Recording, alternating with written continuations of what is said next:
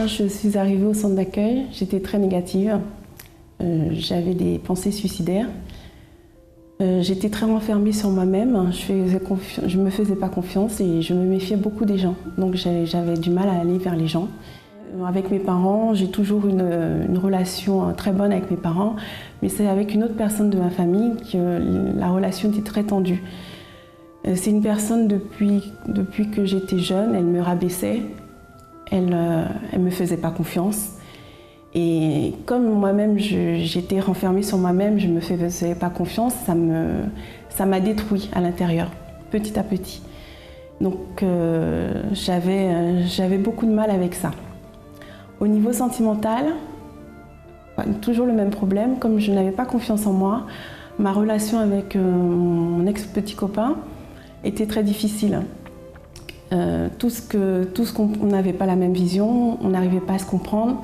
Et même s'il me disait quelque chose, je ne croyais pas parce que j'avais un manque de confiance en moi. Donc à un moment donné, j'ai dû dire qu'on devait s'arrêter là parce qu'on ne voyait plus les choses de la même façon, on ne se comprenait plus. Donc j'ai préféré arrêter la relation avec lui.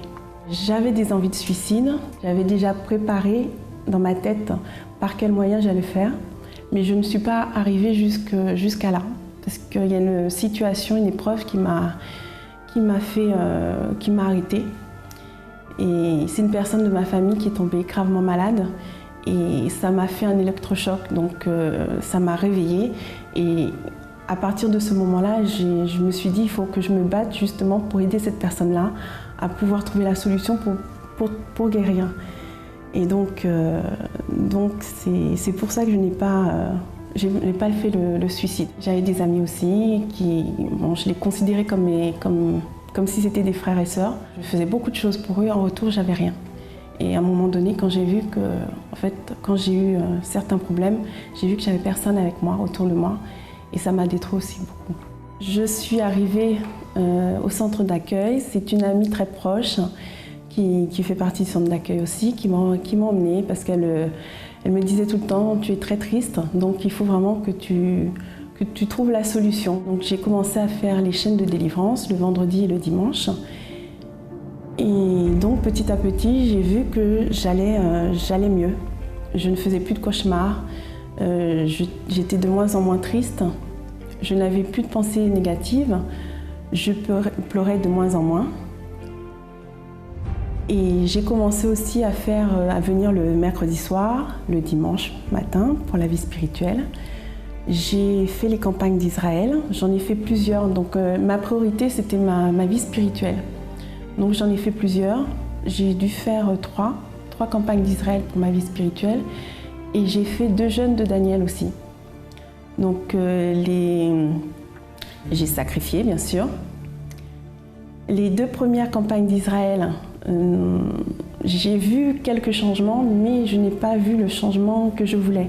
Donc j'ai fait une 3e et j'ai sacrifié, en fait, j'ai demandé la direction à Dieu et j'ai sacrifié ce que Dieu m'a demandé. Et là, j'ai vu le résultat, j'ai vu vraiment la réponse. Le centre d'accueil, c'est un endroit qui m'a permis de surpasser mes problèmes, d'avoir une force intérieure en moi, d'abandonner en fait mes faiblesses et aussi d'utiliser ma foi pour pouvoir avancer. Et grâce à ça, maintenant, j'ai la paix en moi, la joie. Quand un problème surgit, je ne suis plus abattue comme avant. Je sais qu'il est là, je me dis bon, c'est vrai qu'il est là, mais j'essaie de trouver la solution, c'est-à-dire demander la direction à Dieu et de me guider pour pouvoir trouver la bonne solution et pour pouvoir agir ma foi. Bonjour à tous, soyez bienvenus à cette émission France en direct. Aujourd'hui, nous allons parler de l'histoire, nous allons voir l'histoire de 2 personnes qui, sa vie n'était pas bien, ne marchait bien, mais qui aujourd'hui, ils sont là pour rendre témoignage. Regardez comment était la vie de Belda et de Martin. Ma vie avant d'arriver au centre d'accueil, c'était une vie de tristesse. C'était une vie complètement perdue, si je peux dire. Bah déjà, étant très jeune, je me sentais rejetée. Je me sentais pas du tout aimée par ma famille, bien que j'avais une famille autour de moi, mais je ne trouvais pas ma place, au fait, au sein de cette famille. Et ça s'est encore empiré quand, au début de mon adolescence, au fait, j'ai subi des attouchements sexuels par un membre de ma famille, ce qui m'a complètement déstabilisée, ça m'a complètement détruit intérieurement et même dans mon extérieur, en fait. Du coup, je me valorisais pas du tout. J'avais plus du tout confiance en moi. J'avais une haine énorme à l'intérieur de moi. J'avais pas l'envie de vivre, en fait. J'enviais que la vie des autres personnes et la mienne, c'est comme si j'étais venue au monde que pour souffrir. Du coup, ça a détruit tous mes rêves, si je peux dire. Ma façon de voir les choses, ma façon de voir les gens. J'avais même plus confiance aux gens, en fait. Je me laissais influencer. J'avais pas d'objectif précis, que ce soit même à l'école, que ce soit même dans ma vie, de projeter ma vie future, au fait. J'avais pas d'ambition réelle. Et même dans ma vie, en tant que grande, au fait, quand j'ai commencé à connaître les hommes, tout ça, je ne me valorisais pas. J'allais de gauche à droite. Je me laissais toucher par n'importe qui. Voilà, c'était vraiment... j'avais pas de rêve, j'avais pas d'ambition. Et voilà comment était ma vie avant d'arriver au centre d'accueil. J'étais quelqu'un qui était aussi négatif, c'est-à-dire je n'avais pas confiance en moi, du coup. Et avec peut-être des amis qu'on traînait souvent ensemble, j'étais là juste pour être avec eux, mais je savais qu'à l'intérieur de moi, ça n'allait pas. Parce qu'il y avait d'autres qui étaient bien peut-être dans leur famille et d'autres aussi qui étaient presque comme moi. C'est-à-dire, on grandissait comme ça, sans avoir des orientations précises. On partait à l'école, on rentrait, on se séparait aux heures tardives. Bon, c'était juste pour remplir les formalités d'un jeune. Et après, quand j'ai vu ça, je me suis dit, la vie est faite ainsi et je dois accepter. C'est comme ça que vraiment je me suis lancé dans cette vie en acceptant la situation. Donc, je me disais qu'il y a d'autres qui sont nés pour accompagner d'autres. Et c'était l'expression que j'aimais utiliser, que peut-être je suis né pour accompagner certains. Et c'est comme ça que je me suis lancé dans cette vie.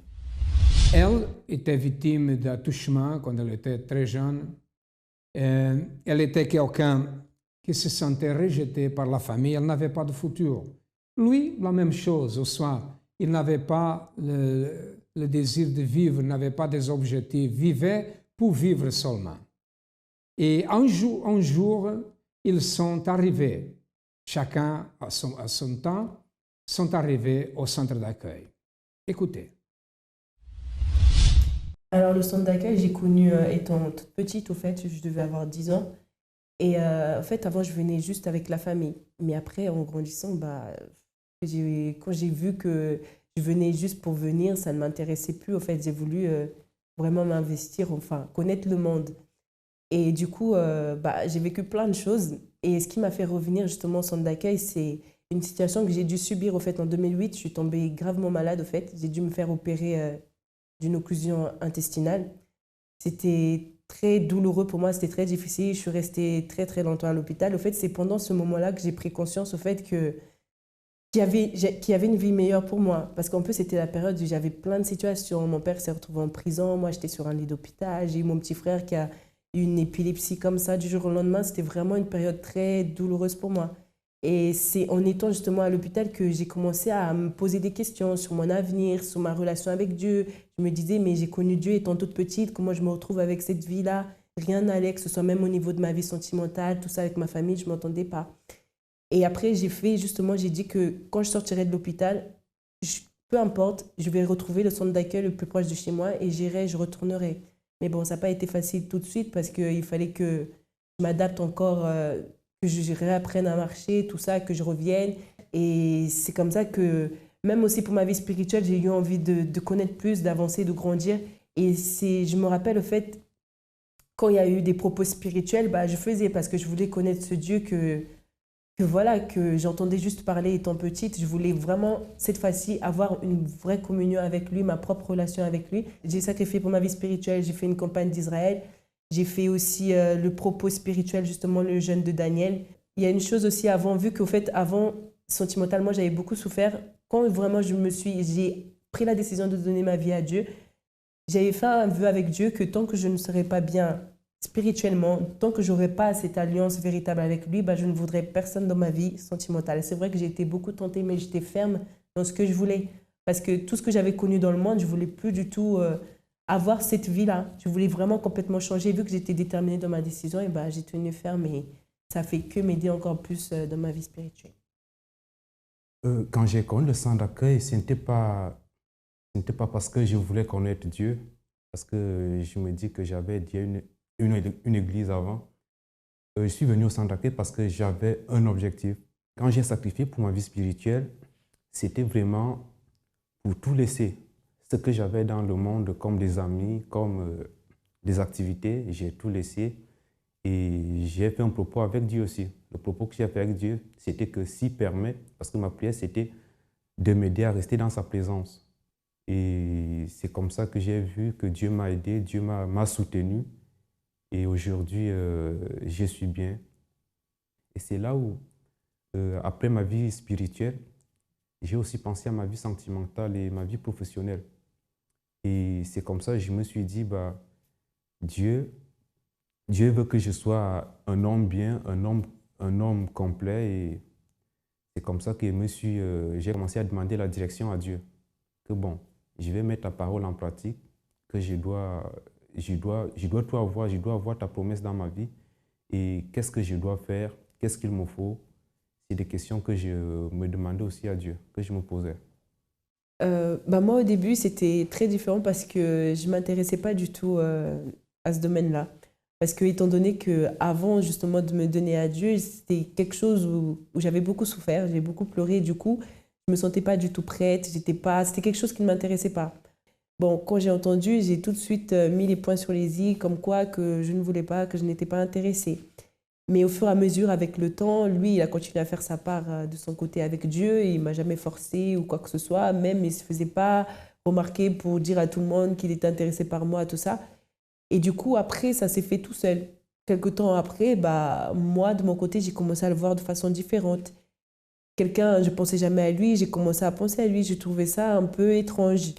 Du coup, j'ai commencé à l'observer aussi, sa façon d'être, sa manière de se comporter avec les autres, comment il s'investissait justement à l'église, dans sa vie spirituelle.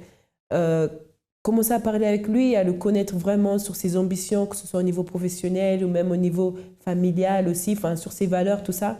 J'ai vu que c'était quelqu'un qui pouvait me compléter, qui avait des valeurs qui me correspondaient, que j'aimais bien.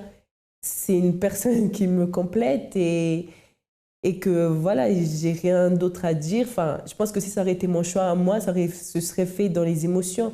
Mais comme c'était le choix de Dieu, après, forcément, automatiquement, ça devient le nôtre et donc tout va bien. Je me sens bien, je me sens toujours heureux, même si je suis devant une situation difficile. Je ne sais pas, la situation peut être difficile, mais à l'intérieur de moi, c'est comme si j'ai déjà la victoire. C'est comme si c'est un petit problème, même si c'est difficile. Aujourd'hui, Dieu nous a bénis d'une façon qu'on n'aurait pas imaginée. On est jeunes, aujourd'hui, on est mariés, dans notre famille. On va dire qu'ils sont fiers de nous parce qu'à notre âge, les jeunes ne pensent pas forcément déjà au mariage ou des choses comme ça. Mais aujourd'hui, on est un exemple, que ce soit pour nos grands frères, pour nos grandes sœurs. Et c'est une bonne chose, même spirituellement aussi. Dieu nous a bénis ensemble. Aujourd'hui, on sert Dieu tous les deux. Et je pense que c'est la plus belle chose parce que la lutte, elle est encore plus grande, mais tous les deux unis, et on se complète en tout, au fait. Et donc, c'est que du positif. Belda est venue au centre d'accueil parce qu'elle était malade. Martin est venu aussi pour résoudre ses problèmes. Elle a trouvé la solution pour son problème, et lui aussi, mais il avait un problème, la vie sentimentale. Et elle aussi a lutté pour la vie sentimentale. Aujourd'hui, ils se sont mariés, ils sont heureux, ils ont réalisé ses rêves, ils sont de vie complètement transformés. Deux personnes qui avaient un destin très triste, hein, et qui peut-être pensaient que le destin était comme ça, ont changé ce destin à travers la pratique d'une foi intelligente au centre d'accueil. Une famille qui aujourd'hui est heureuse et qui rend témoignage. Et la même chose peut se passer dans votre vie. Si vous avez des problèmes, n'importe quel type de problème, sachez que les portes du centre d'accueil sont ouvertes du matin au soir, de lundi à lundi. Les adresses passent dans votre ordinateur. Nous allons maintenant écouter un autre témoignage d'une personne qui a participé de la campagne d'Israël. Vous êtes au centre d'accueil depuis combien de temps? Depuis 11 mois. 11 mois. Comment était votre vie avant? Ma vie avant, elle était bloquée sur différentes sphères de ma vie. Ma vie intérieure, ma vie familiale, ma vie professionnelle. C'était bloqué. C'était vraiment une situation bloquée, surtout toute cette sphère-là. Okay. Vous avez quel âge? 30 ans. 30 ans. Ok, comment avez-vous connu le centre d'accueil? C'est mon épouse qui m'y a invité, qui m'a dit je t'invite à venir. Au début, je ne venais pas. Je ne voulais pas y aller. Et pour lui faire plaisir, j'ai décidé d'y aller un dimanche. J'y allais quelques dimanches. Elle est venue avant vous, n'est-ce pas? Elle est venue un mois avant moi, au mois de janvier. Comment avez-vous accepté qu'elle venait à l'église? Vous étiez d'accord au début? Oui, tout à fait, j'étais d'accord. Elle me disait, je vais à l'église, au centre d'accueil universel d'Ivry. Et elle a décidé, après, par la suite, de m'inviter. Donc j'ai décidé d'y aller toutes les réunions du dimanche. Et j'ai demandé une orientation, un conseil à un pasteur. Et j'ai m'intéressé, ça me faisait avancer dans ma vie. Et qu'est-ce que Dieu a fait? Dieu, il m'a transformé. Il m'a transformé sur toutes ces sphères-là. J'ai commencé avec le jeûne de Daniel, le premier jeûne quand je suis arrivé. Ça m'a transformé intérieurement. J'étais en conflit avec mon père. Je suis resté 4 ans en conflit avec lui et j'ai décidé de lui pardonner. Et au jour où je lui ai pardonné, je dormais bien. Ma conscience était tranquille. J'étais libre. Je ne dormais pas avant. Et le lendemain, c'était un jour avant la fin du jeûne de Daniel, je lui ai pardonné et je me suis mis à dormir bien. Avant, je ne dormais pas bien, je me levais. Je sais que vous avez participé de la dernière campagne, n'est-ce pas? Tout à fait. Qu'est-ce qui s'est passé? J'ai eu de grandes bénédictions. J'ai eu une bénédiction au niveau de mon diplôme. J'ai passé un diplôme d'industrie graphique et la situation a fait que je l'ai eu. Et en fait, pour passer ce diplôme, c'est 1 an. Normalement, un diplôme, c'est 2 ans. Et là, c'est 1 an de travail demandé. C'était vraiment un gros travail à fournir. Et au niveau d'arriver devant le jury, normalement, l'entretien dure une demi-heure. Il a duré 10 minutes. Et 5 minutes avant de passer devant le jury, le stress, il est parti. Qui êtes-vous aujourd'hui? Je suis une personne transformée. Je suis transformé au niveau intérieur, au niveau familial, au niveau de mon travail, au niveau de mon mariage. Sur toutes les sphères de ma vie, je suis en paix dans ma conscience. Qu'est-ce que représente pour vous le centre d'accueil? C'est mon oxygène. C'est ce qui me permet d'avancer dans la vie. Et je ne peux pas m'en passer. Okay. Merci. Au revoir. Afin de bien commencer l'année 2015, le 31 décembre aura lieu la nuit du parcours heureux. Pour tous ceux qui souhaitent avoir une vie complètement transformée et un parcours heureux durant toute l'année 2015. Vous, votre famille, vos amis, vos collègues, enfin tout le monde est invité à cette nuit très spéciale qui sera animée par de nombreuses prestations réalisées par les différents groupes du centre d'accueil. Venez célébrer le Nouvel An dans une ambiance saine, conviviale et chaleureuse et apprenez comment parcourir l'année de la façon la plus heureuse. La nuit du parcours heureux. Elle aura lieu au Doc Pullman ainsi qu'au Doc Eiffel, de 22h à l'aube. 50 avenue du Président Wilson à Saint-Denis. Pour plus d'informations, adressez-vous au centre d'accueil le plus proche de chez vous ou connectez-vous sur le site www.centredaccueil.net. Centre d'accueil. Nous croyons en vous comme personne. Intéressant, c'est que la campagne d'Israël a changé la vie de beaucoup de personnes. Une chose que nous remarquons, c'est que la plupart des gens qui rendent des témoignages volontaires, ils sont volontaires. Et ils parlent, presque tout le monde parle de la campagne d'Israël. Et je me rappelle de moi, quand je suis arrivé au centre d'accueil, il y a presque 25 ans, ma vie était détruite et la campagne d'Israël m'a aidé beaucoup à sauver ma famille, m'a guéri, à guérir mon épouse, enfin, beaucoup de choses. Un jour, je vais rendre mon témoignage avec mon épouse. Bon, avez-vous besoin de notre aide? Regardez plus de témoignages. Bonjour. Bonjour Yves. Vous êtes au centre d'accueil depuis combien de temps? Depuis 2006.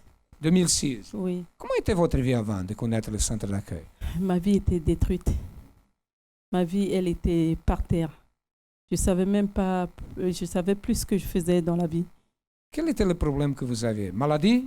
J'avais un problème familial et il y avait le problème de maladie aussi. Et la lutte était très, très, très dure. Financièrement, comment était votre vie? Financièrement, la vie était détruite. Je travaillais, je gagnais bien ma vie, mais j'avais rien. Et vous avez connu le centre d'accueil comment? Mais c'est ma cousine qui allait à Évry. Et un jour, elle m'a appelé. Je lui ai dit que vraiment, je n'arrive plus à m'en sortir. Et au travail, c'est pareil. Et je ne sais plus. Elle me dit, viens, j'ai quelque chose pour toi. Elle a rendu témoignage, elle vous a dit ce que Dieu a fait dans sa vie? Oui, Qu'est-ce que Dieu a fait dans la vie de votre vie? Et Dieu l'a transformée. Elle était très nerveuse. Elle avait des problèmes dans son foyer. Elle allait même divorcer. Et c'est moi, à chaque fois, je lui dis non. Tu ne peux pas divorcer, il faut persévérer. Qu'est-ce que Dieu a fait dans votre vie? Dieu a transformé ma famille. Dieu a transformé ma vie déjà. Ma vie, j'ai la paix en moi.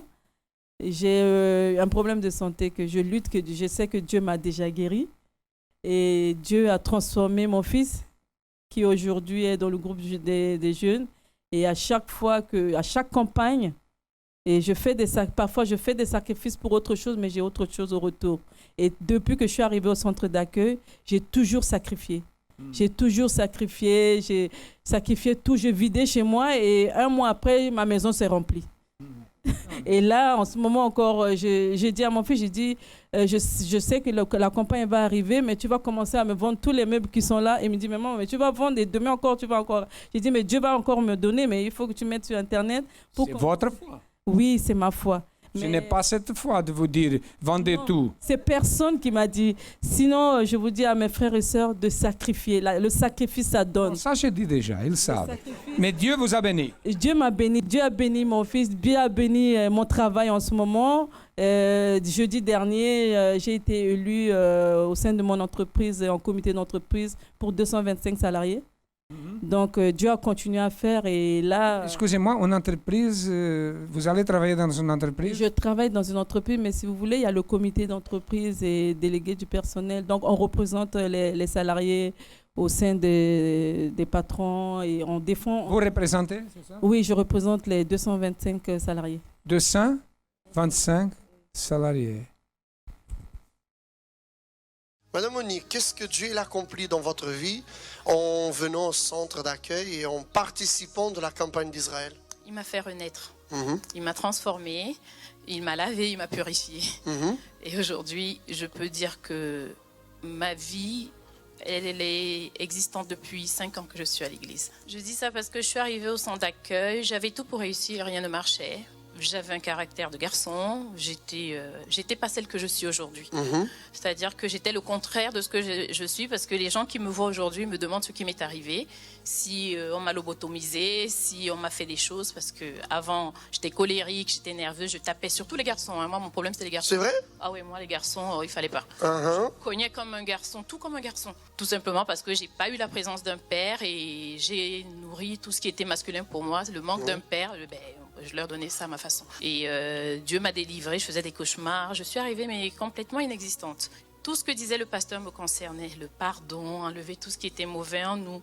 Et moi, je suis arrivée en janvier et la campagne venait de passer. Et j'entendais les gens parler de témoignages de campagne d'Israël. Je disais, mais c'est quoi ça? Et tout. Et malheureusement, pour moi, il fallait attendre 6 mois pour faire la prochaine. J'ai dit, cette campagne-là, c'est pour moi. Je ne travaillais pas, j'étais au chômage. Quand la campagne est arrivée, j'avais rien, j'avais les ascédiques qui arrivaient à échéance.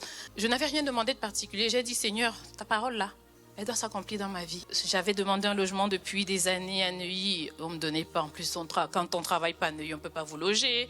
Rien de bon quand on n'a pas les moyens à Neuilly. J'ai dit, ta parole, mon Dieu. Moi, je suis venue, je te cherche depuis. Là, maintenant, tu dois accomplir. Quelques mois après la campagne, on m'a logée. J'ai été délivrée. Mon enfant qui, à travers ma possession, était aussi, il avait des cauchemars, il dormait pas, il me voyait mourir, a été délivré. J'ai enfin pu trouver le travail dans mon domaine d'études, parce qu'avant, je n'avais que des CDD, je faisais que des petits boulots. Oui. Après cette campagne, toutes les portes se sont ouvertes. Le noir est devenu blanc, j'ai été totalement restaurée. Et depuis que je suis au centre d'accueil, ma vie ne va que croissante. Et si on vous parle du sacrifice, moi, je l'ai fait en croyant, mais avec peur, je vous l'avoue. La première campagne, j'ai eu peur. J'ai dit, je n'ai rien, je vais déposer, comment je vais faire? Dieu est béni. Après mon sacrifice, même les choses que je n'avais pas, les gens qui me devaient des sous, les choses que j'avais complètement oubliées, elles sont toutes revenues. Mais il fallait aussi que je prenne une décision. Le Seigneur me demandait, enlève la colère, demande pardon. Moi, orgueilleuse de mon état, ah non, jamais, ça c'est pour les autres, c'est lui qui m'a fait. C'était votre pensée, hein? Oui, oui, oui. Un combat. Un vrai.